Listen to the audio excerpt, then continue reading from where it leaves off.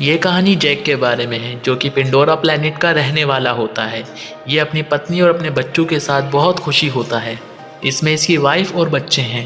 ये बताता है कि इसने अपने बच्चों के अलावा और 2 बच्चे भी अडॉप्ट करे हैं, जिनमें से एक मेरी पुरानी साथी की बेटी है जो उसको पैदा करने के बाद चल बसी, और एक और बच्चा है जो कि इंसानों का ही है, क्योंकि आज से कुछ साल पहले इंसान इस प्लैनेट पर रहने आए थे जिस पर आज मैं रह रहा हूँ। लेकिन जब वो ज़मीन पर चले गए तो ये बच्चा यहाँ पर वापस रह गया। तब से ये मेरे साथ ही रहता है। ये सब बच्चे आपस में बहुत खेलते हैं और एक दूसरे का ध्यान भी रखते हैं। इसी के साथ जेक अपने सभी बच्चों को सब कुछ सिखाता है, जैसे तीर चलाना, मछली पकड़ना और भी बहुत कुछ। ये सब बहुत खुश होते हैं। लेकिन एक रात उसकी वाइफ आसमान में एक चमकता हुआ सितारा देखते हैं, और वो जैसे ही करीब आता है तो पता चलता है कि ये इंसानों की एक स्पेसशिप है और वो इनकी प्यारी दुनिया में एक बार फिर से रहने के लिए आ रही है।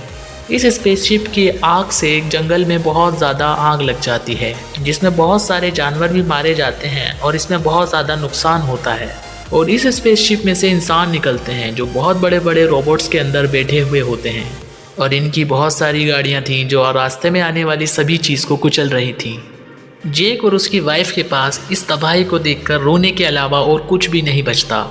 पता नहीं इंसान कब इंसान बनेंगे। फिर लैब को दिखाया जाता है जिसमें एक नीले रंग का इंसान जो कि बिल्कुल जैक की तरह लग रहा होता है, वो बिल्कुल बेकाबू होकर उठता है और आसपास के लोगों को मारने लगता है।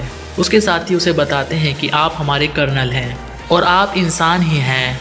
हमने आपको मरने के बाद आपको मॉडर्न टेक्नोलॉजी से ऐसा बना दिया जिस वजह से आप इस प्लैनेट पर ज़िंदा रह सकेंगे और आप दिखने में इस प्लैनेट के लोगों जैसे ही लगेंगे। आपको चिंता करने की कोई बात नहीं है। इसी तरह बहुत सारे इंसानों को ऐसी बॉडी दे दी जाती है। दूसरी तरफ जेक और उसके साथी इंसानों को रोकने के लिए उनकी ट्रेन को तबाह कर देते हैं, जिसमें उनके खाने का सामान और बाकी हथियार जा रहे थे। ये खुद उड़ने वाली क्रिएचर्स के ऊपर थे और ये इंसानों के बड़े बड़े स्पेसशिप को तबाह कर रहे थे, और वो इनका सारा सामान लूट लेते हैं। जब कर्नल को इस सब के बारे में पता चलता है तो वो जेक को मारने का प्लान करता है कि जेक ही है जो नावी लोगों का लीडर है। बेसिकली जेक और उसके जैसे दिखने वाले लोगों को नावी कहा जाता था। ये सभी वो लोग हैं जो जंगलों में रहते हैं और इन्हीं ने ट्रेन के ऊपर अटैक किया था।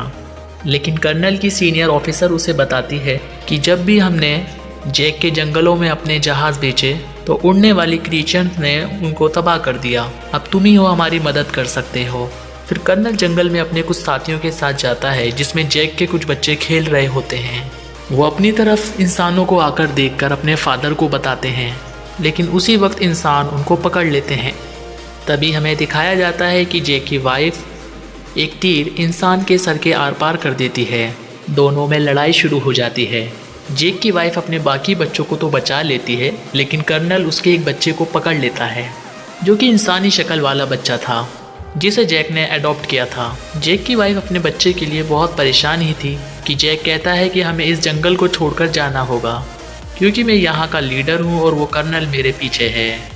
पहले जब इंसान आए थे तब मैंने उस कर्नल को मारा था क्योंकि वो नीले जीन्स और एबरटोर में ज़िंदा होकर आया है, तो वो मुझे दोबारा मारने के लिए ही आया है। तो अगर तुम, मैं और हमारी पूरी फैमिली यहाँ से चली गई तो हम अपने पूरे कबीले की जान बचा लेंगे और हमारा पकड़े जाने वाला बच्चा जल्दी हमें अपनी लोकेशन बता देगा कि हम कहाँ रहते हैं और इंसान यहाँ तक पहुँच जाएंगे।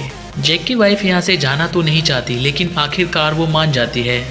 दूसरी तरफ इंसान जेक के बच्चे के ऊपर जुल्म कर करके उसके घर का पता पूछ रहे होते हैं, लेकिन वो हिम्मत करता है और कुछ भी नहीं बोलता। तभी कर्नल आता है और उससे कहता है कि ये इंसान है और हम इससे इंसानों की तरह ही बात करेंगे, और वो दोस्ती का हाथ बढ़ाकर कहता है कि मैं तुम्हारा असली फादर हूँ और जब मैं आखिरी बार दुनिया में आया था तो मैं तुम्हें जानबूझकर यहाँ छोड़कर गया था क्योंकि मैं साथ तुम्हें लेकर जाना नहीं चाहता था, लेकिन अब मुझे एहसास है और मैं तुम्हें अपने साथ लेकर जाऊँगा। जिस पर वो मासूम बच्चा मान जाता है। वो कहता है ठीक है, मैं आपको जगह दिखा दूंगा। वहीं जैक और उसकी फैमिली कबीले को छोड़कर उड़ने वाले क्रिएचर्स के ऊपर अपनी फैमिली छोड़कर जा रहे होते हैं कि कहीं रहने को ठिकाना मिले और वो कहीं और रह सकें। ये लोग पानी के पास रहने वाले नावीस के पास पहुंचते हैं। इसी तरह ये सब इंसान पानी वाले क्रिएचर को देखते हैं।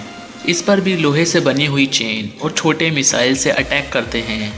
इसके साथ एक ऐसी गन से इनके ऊपर अटैक करते हैं जिससे वो मॉन्स्टर इंसानों के ऊपर हमला ही नहीं कर पाते, ताकि इंसान उन मॉन्स्टर को आसानी से पकड़ सकें।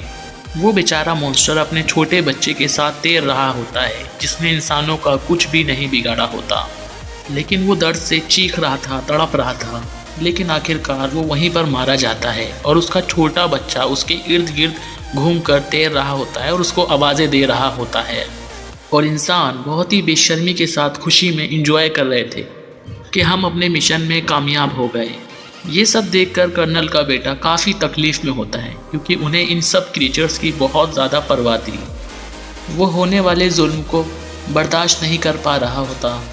फिर इंसान उस मरे हुए क्रीचर्स को अपने साथ ले जाते हैं और उसके मुंह के अंदर जाकर ड्रिल मशीन से सुराख करते हैं, जिसके अंदर से एक पीले रंग का लिक्विड निकलता है, जो कि एक ऐसा पानी है जो भी इसे पिएगा तो उसकी उम्र बहुत कम स्पीड से बढ़ेगी और उसको ज़िंदा रहने के लिए बहुत से साल मिल जाएंगे और वो जल्दी भी नहीं मरेगा। और उसी स्टोन की तरह इस लिक्विड की कीमत भी करोड़ों में है, ताकि ये इसको बेचकर मार्केट में अच्छा बिजनेस कर लें।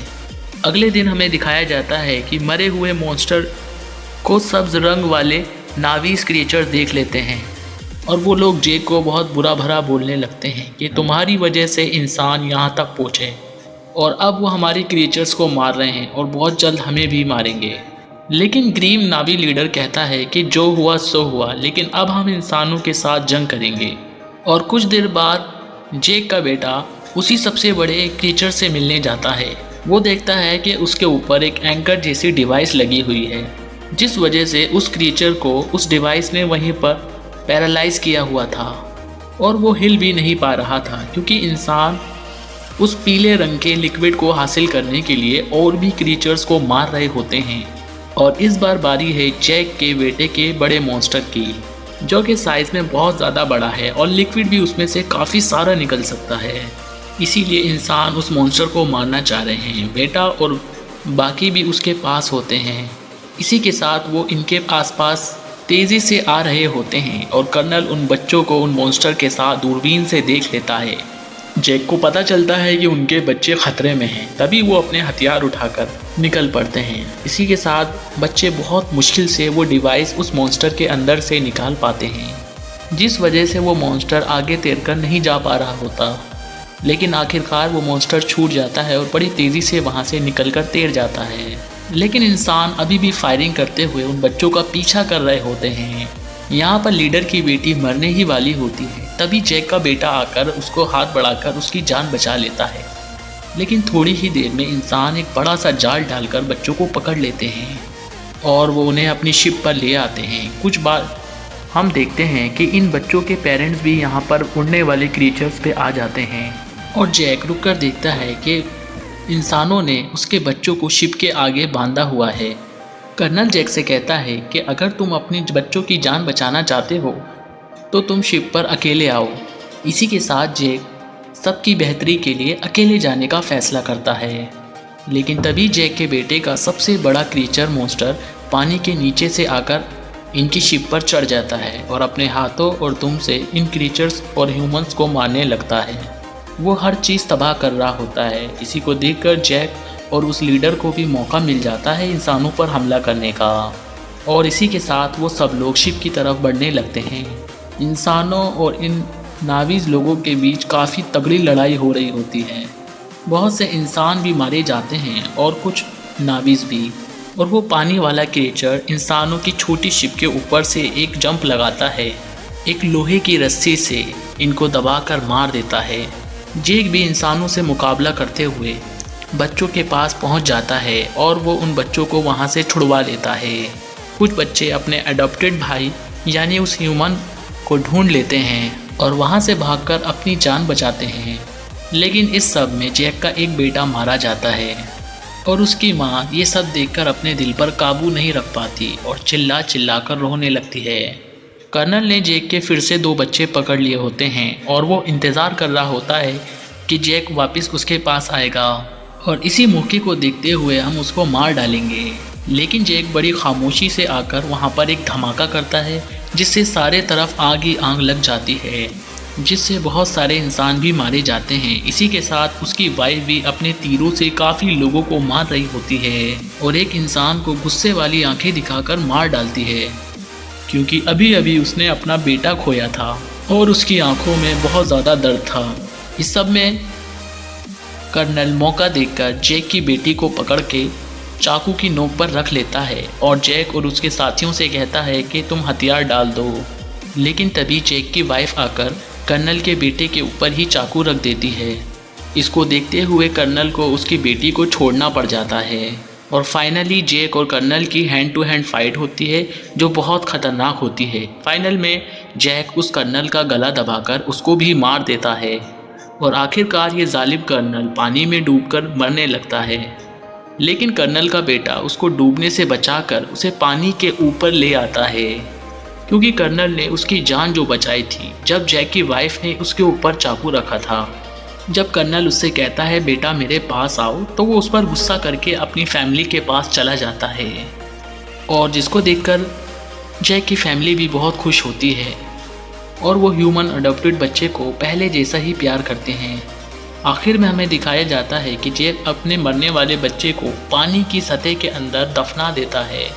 उसके फ्यूनरल पर जैक को सब याद आ रहा था कि जो मेरा बेटा आज मरा है, तब मैंने उसे कैसे अपने हाथों में उठाया था जब वो पैदा हुआ था, और आज अपने ही हाथों से उसको दफन भी कर रहा हूँ। इसी के साथ फिल्म की कहानी यहाँ पर ख़त्म हो जाती है।